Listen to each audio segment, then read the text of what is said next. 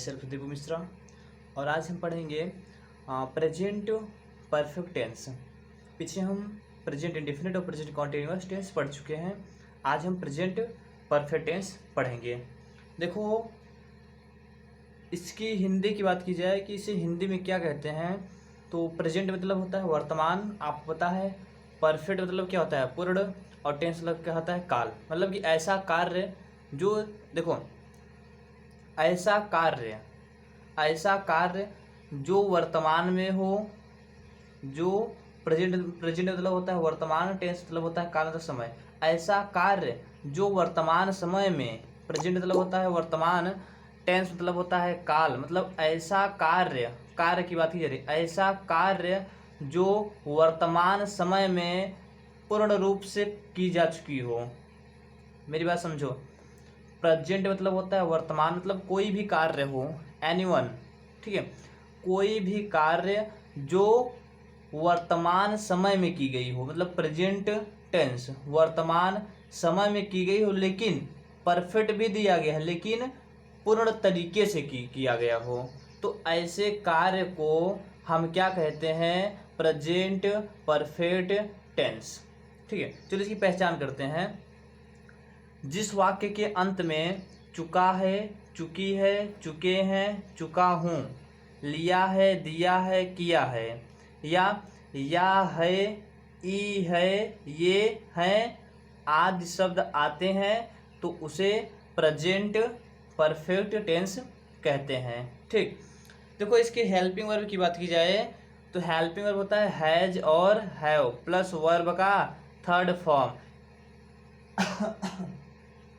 एक बात ध्यान रखना कि हैज हैव के साथ वर्ब का थर्ड फॉर्म आएगा तभी वो प्रेजेंट परफेक्ट टेंस होगा।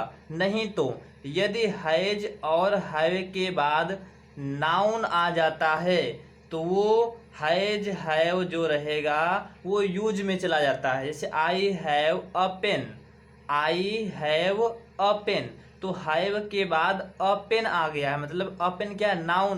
पेन क्या है? नाउन है। तो जब हैव के बाद नाउन आ जाएगा तो वो आपका प्रेजेंट परफेक्ट टेंस नहीं होगा, तब वो हैव का सेंस वहां पर यूज होगा। ठीक है, यहाँ पर क्या है? हैज हैव, इसके साथ वर्ब का थर्ड फॉर्म आना तय है।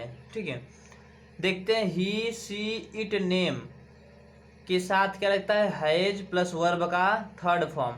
अब नेम भी कितना होना चाहिए? One name. ठीक, कितना? Only one. ठीक, आई वी यू दे, और नीचे मैंने लिखा है नेम, और नेम कितना होना चाहिए? मोर देन वन, एक से अधिक। जब केवल एक नाम रहेगा तो आप हैज लगाएंगे, जब एक से अधिक नाम रहेगा तो आप हैव लगाएंगे। ठीक, देखो मैं हर टेंस में मैंने आपको स्ट्रक्चर बताया, लेकिन अब मैं स्ट्रक्चर नहीं बताऊंगा। मैं आपको सिर्फ कुछ की पॉइंट्स बता रहा हूँ कि किन चीज़ों को आपको स्पेसिफिक ध्यान देना है ज़्यादातर। ठीक है, ज़्यादातर ध्यान देना है आपको सब्जेक्ट पे, हेल्पिंग वर्ब पे। देखिए की पॉइंट्स, देखो क्या है कि पिछली वीडियो में जितने भी वीडियो है मैंने सब में आपको स्ट्रक्चर बताया। इसमें मैं स्ट्रक्चर, इसमें क्या मैं आगे बताऊंगा ही नहीं। ठीक है, देखो क्या है कि सिर्फ इन 3-4 बातों का ध्यान रखना हो गया।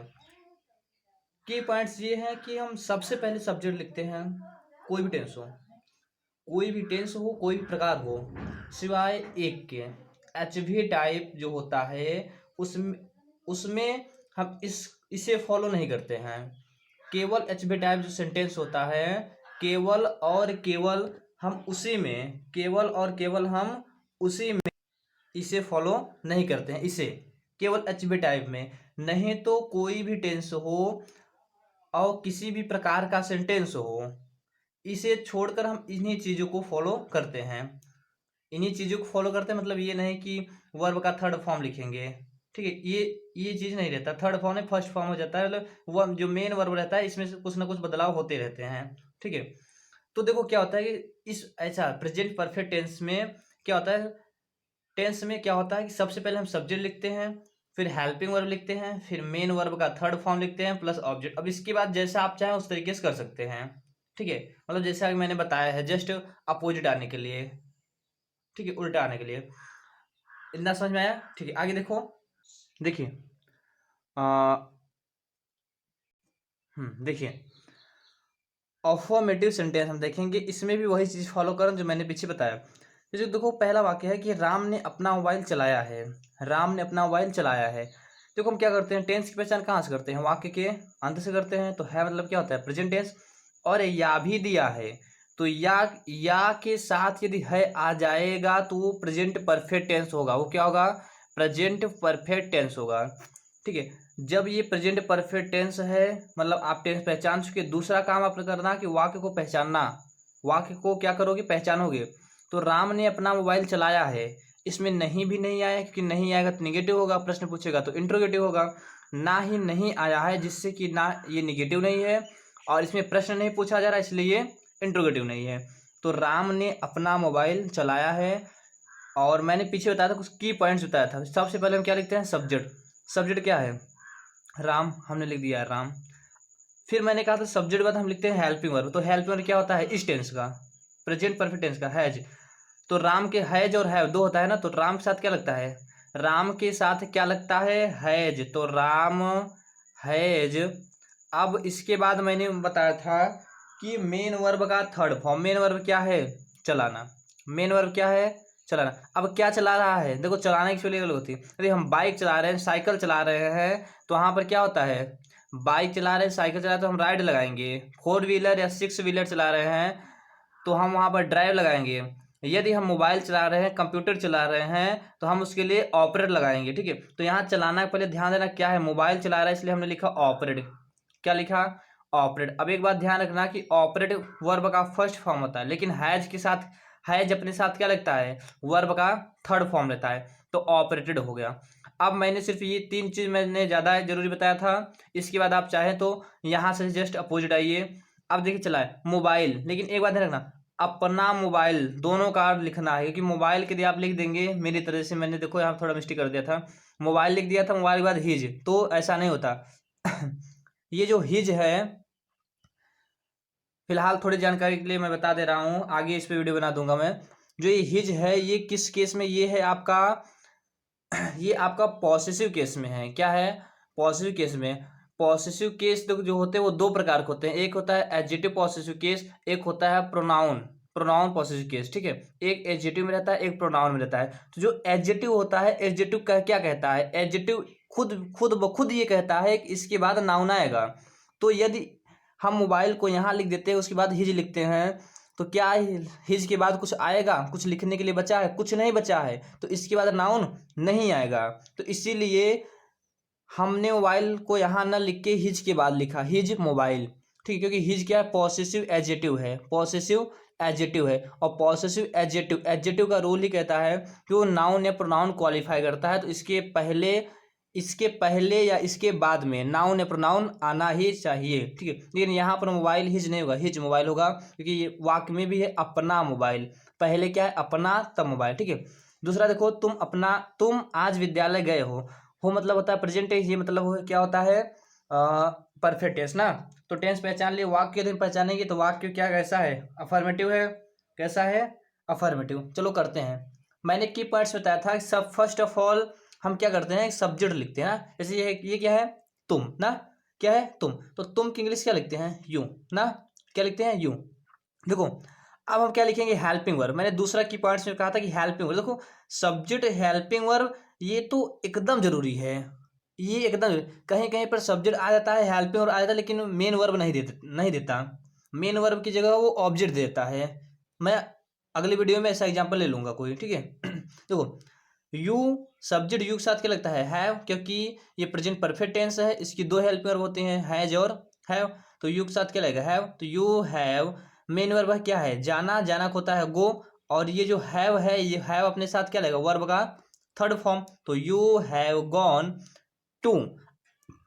अब इसके बाद क्या करना है कि इस गए के पहले क्या है? विद्यालय हमने लिखा, स्कूल, आज का हमने लिख दिया टुडे। इस टुडे को आप चाहें तो यहां भी लिख सकते हैं, और यदि आप चाहें तो इस टुडे को यू के पहले भी लिख सकते हैं। ठीक है, नेक्स्ट देखते हैं। मैं आज दुकान पर गया हूँ। मैं आज दुकान पर गया हूँ। हूँ मतलब क्या होता है? Present tense. या मतलब क्या होता है? Perfect tense. या मतलब नहीं होता। यदि हम केवल या को देखते हैं, या को देखने भर से नहीं होगा कि प्रेजेंट परफेक्ट टेंस, क्योंकि केवल या को यदि देखते हैं तो या देखो, या से तीन कॉन्सेप्ट बनते हैं। यदि केवल या है तो पास्ट, केवल या है तो पास्ट इंडेफिनिट बन जाएगा। या के बाद यदि है दिया है तो प्रेजेंट परफेक्ट टेंस होगा। या के बाद यदि था दिया है तो पास्ट परफेक्ट हो जाएगा। ठीक है, तीन कॉन्सेप्ट बनते हैं, इसलिए केवल या से हम नहीं बताएंगे। या के साथ साथ हूं भी देखो, या हूं मतलब क्या? प्रेजेंट परफेक्ट टेंस है। करते हैं हम इसे। सब्जेक्ट क्या है? मैं एक इंग्लिश होती है आई, और आई क्या सिंगुलर नंबर है या प्लूरल? प्लूरल नंबर है। और मैंने अभी अभी बताया इसके थोड़े से पहले ही कि आई के साथ हैव लगता है, तो आई हैव। अब मेन वर्ब लिखेंगे, मेन वर्ब है जाना, जाना होता है गो, इसका थर्ड फॉर्म होगा गॉन। I have gone. अब ध्यान देना, गॉन के बाद क्या आता है? टू ना। अब लेकिन देखो, चलो हमने लिख दिया, सपोज कीजिए गॉन टू। ठीक है, क्योंकि गो हमेशा अपने साथ टू लेता है, टू प्रीपोजिशन लेता है। तो आई है गॉन टू, यहां तक हुआ। अब यहां देखेंगे पर, दुकान पर है ना, तो पर इस पे हम लिखते हैं, लिखेंगे एट। हमने क्या लिख दिया? एट। तो दो प्रीपोजिशन एक साथ नहीं आते हैं, इसलिए हमने टू को काट दिया। अब देखना, कहीं कहीं आपको दो प्रीपोजिशन एक साथ मिल जाते हैं। जब वो दो प्रीपोजिशन एक साथ मिल जाते हैं तो अक्सर जो फ्रेज होते हैं ना, फ्रेज, जब आप वर्ब पढ़ेंगे, मेन वर्ब, जब मैं वर्ब पढ़ाऊंगा वर्ब, तो वर्ब में आपको बताऊंगा कि जो फ्रेज होते हैं वहां पर मतलब दो प्रीपोजिशन एक साथ आ जाते हैं। क्योंकि फ्रेज क्या कहता है? फ्रेज होता ही वही है जो प्रीपोजिशन के साथ मिलकर बनता है ना। जैसे देखो कैरी, कैरी मीन्स क्या होता है? ले जाना, कैरी ऑन, जारी रहो ना। कैरी ऑन, तो ऑन भी तो प्रीपोजिशन है, लेकिन ऑन के बाद कोई कोई भी प्रीपोजिशन आ सकता है, क्योंकि जो कीप ऑन है ये क्या है? फ्रेजल वर्ब है। क्या है? फ्रेजल वर्ब है। ठीक है, समझ में आया नहीं आया? जैसे हो जाता है बैकअप। बैकअप मतलब होता है समर्थन करना। ये क्या है? फ्रेजल वर्ब है। क्या है? फ्रेजल वर्ब है। बैकअप, अब भी तो प्रीपोजिशन है लेकिन बैक के साथ आ गया, तो बैकअप। बैकअप मीन्स क्या होता है? समर्थन करना। तो इस तरीके से जो फ्रेजल वर्ब होते हैं उनके साथ प्रीपोजिशन आ जाता है, तो हम वहां पर उस बैक के साथ जो अप आया है या अप के बाद जो प्रीपोजिशन आया है हम उसे हटाते नहीं है। ठीक है, तो जैसे अभी मैं अच्छा एक नीचे बता रहा हूं। जैसे मैंने कहा कि आ, रुको लास्ट में बताता हूँ, पहले से देखो। देखो, तो एट हो गया, पर का, दुकान हो गया, शॉप आज का हो गया टुडे। ठीक है, वह विद्यालय में भोजन बना चुकी है। वह विद्यालय में भोजन बना चुकी है प्रेजेंट टेंस। चुकी परफेक्ट टेंस, इसमें नो डाउट, क्लियर है। चलो करते हैं। सब्जेक्ट क्या है? वह होता है सी।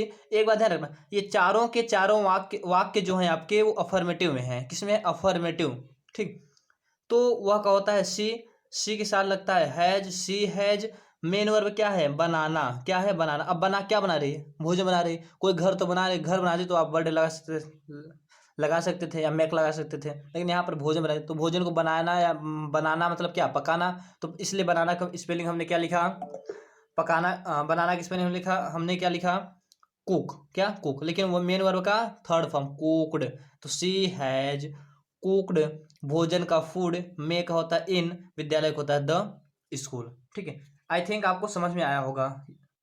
जैसे हम एक ले लेते हैं कि I backup for RAM. I backup for RAM. देखो यहाँ देखो, आई क्या है? सब्जेक्ट है ना।